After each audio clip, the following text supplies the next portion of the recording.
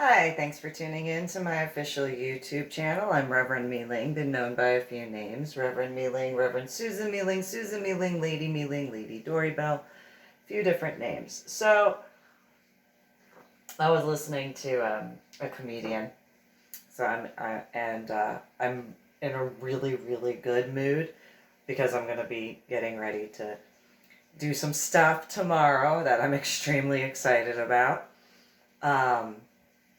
Nonetheless, so there was this point in time, and for those who have known about my Medal of Honor art project that I've been working on over the past few years, since 2014 in August is when I started it, getting back into completing a few things and gonna go get a few different pieces in the state of Texas. And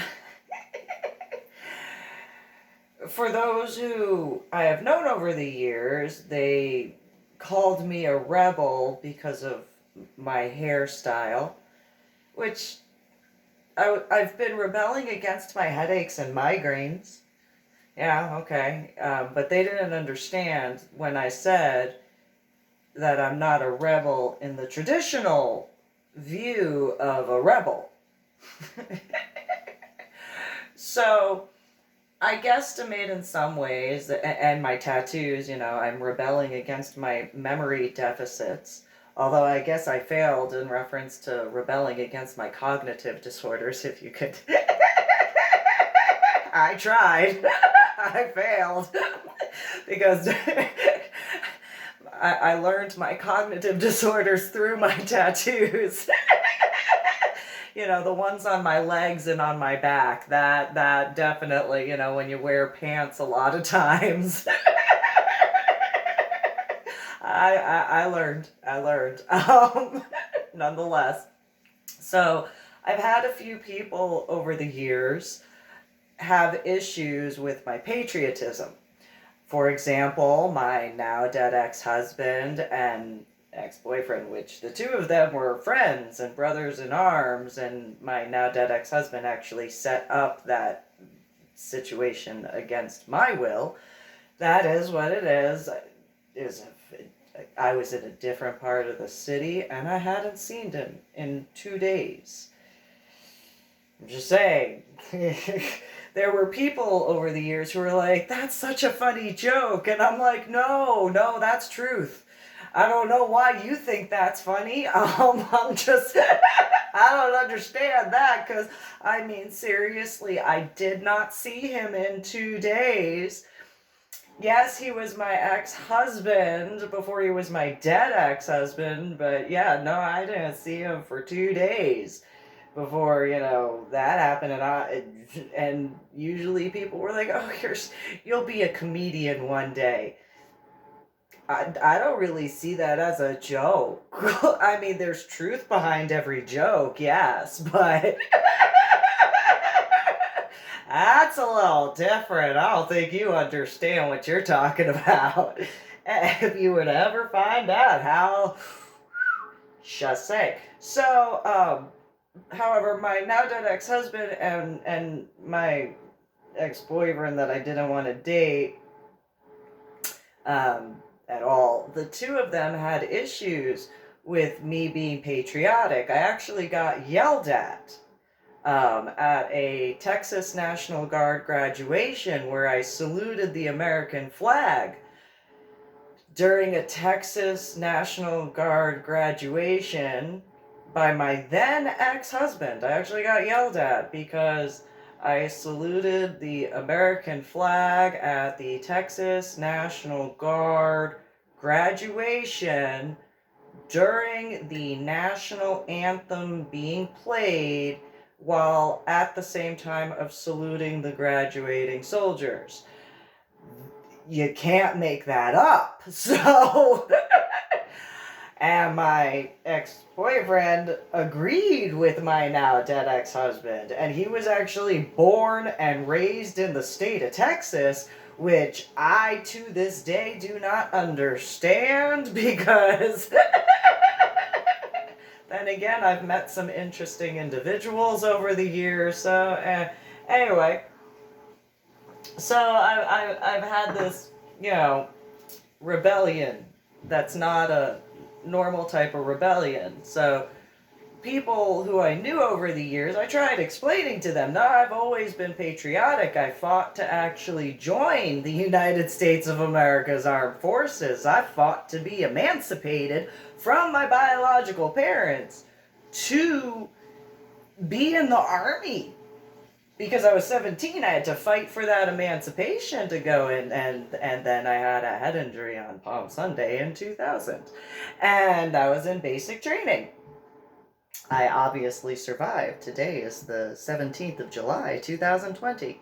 Well, for my biological parents, I've never really understood as to how they didn't realize I'm about justice and patriotism and helping and stuff like that.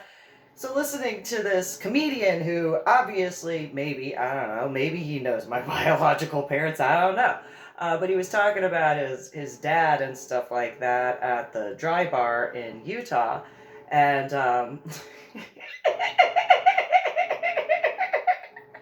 there was a point in time where my biological father was driving. And it was on the New Jersey Turnpike. I remember this. And so I grew up in New Jersey, for those of you who don't know. And so he was driving on the New Jersey Turnpike. It was after dropping Anna, my biological mother, off at the airport. We get in the car, meaning him and I'm like, this is going to be a great week, right? And he's like, you don't even know. And it's like, yes, I do. She's not in the house. That's great. Those who've met my biological mother can very much understand in that regard. Yay! Anyway, so as Mike, my biological father, is driving, there are these cars that are racing past with one another, but they race past us, and they're just all over the New Jersey Turnpike. Different lanes, switching, just whether it was a road rage incident, whether it was nonetheless, they were racing. And so at one point, this two-seater car bumps into, either he hit one of the little dots for that light up in the road or whatever, or he hit a pothole in the state of New Jersey, whatever it was. But he lost control of his car, and he sideswiped into a semi-truck. Bounced off a few things like a pinball machine sort of thing, and he just rolled and went into the ditch. And I was, you gotta stop to help him. Mike looks at me and goes, nope, that was his dumbass fault for, racing like that. And I'm just like, you gotta get him help. And my biological, no, not gonna, you don't worry about it, forget about it, it's not important. And the car is going to catch on fire. There were sparks all over the road. And he just shut up, it's not that big of a deal. Well, those who've ever driven on the New Jersey Turnpike, especially in the 1980s and 1990s, I don't know if it's still the same way, you got toll booths where you actually check in and have to hand over the cash or credit card, however it is, depending on. And Mike pulls up, and the female inside goes, oh, da-da-da-da. I look over, and those who know how I grew up know that this was a really rebellious moment for me, though not in a traditional sort of way. And I lean closer to the dashboard. I'm like, ma'am, there was a car accident back there. And I don't know how far back, but can you please call the police? Because that car is going to catch on fire if it didn't already do so. There were a lot of sparks and everything like that. My biological father looks at me and goes, we're going to have a conversation when we get back to the house. He still needs help. And so she asks Mike if what I said was true, and he was like, yeah, they were racing, it is what it is. And I look at her and I'm like, it doesn't matter that they were racing, that car is going to catch on fire. if it hasn't already. If you can call 911, that'd be great. And so, you know, maybe not the most rebellious thing, but if you grew up the way I did, that was a massively huge rebellion. That was massively huge. I was that, and then I dealt with a conversation for the next however many miles until the next toll booth. Till the next toll booth. So on and so forth. Until getting back to the house for the full in-depth conversation. Which obviously I survived, so you know, that was back in, I think it was I know it was either the late 1980s or early 1990s. It is what it is at this point. I'm alive. So, but yeah, you know, I've done that before. But now my rebellion,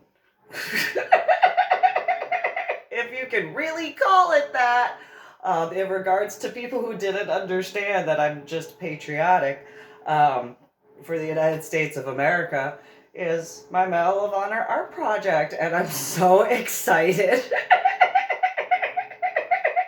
to be able to go and get that taken care of, because I would have either started my Medal of Honor art project in 2014 in the state of Texas, if certain, well, probably would have been a little bit later. Probably would have been about when my daughter graduated high school would be when I would have started my Medal of Honor art project in the state of Texas. Nonetheless, it would have been the first state that I would have completed my Medal of Honor art project for. However, you know, stuff occurred and wound up in Washington State, and otherwise, with what wound up occurring in that stuff, I would have started my Medal of Honor art project in 2013 in Florida State, and then by 2016 I would have picked up the state of Texas's Medal of Honor art project pieces to as far as what I do, and then dropped them off no later than 2017. However, you know, life happens as it happens, so, you know. So there's my rebellion. Being patriotic. Despite what I look like. You know, with the hairstyle again, rebelling against my headaches and migraines. Yup. And my tattoos, you know, rebelling against my memory deficits. Yup. So, you guys have a good one. I hope you giggled, laughed a little bit. And comment, like, share, and subscribe to my official YouTube channel, because tomorrow, yeah, just gotta look at the time, just make sure. Tomorrow I get to, so excited. So excited. Anyway, you guys have a good one.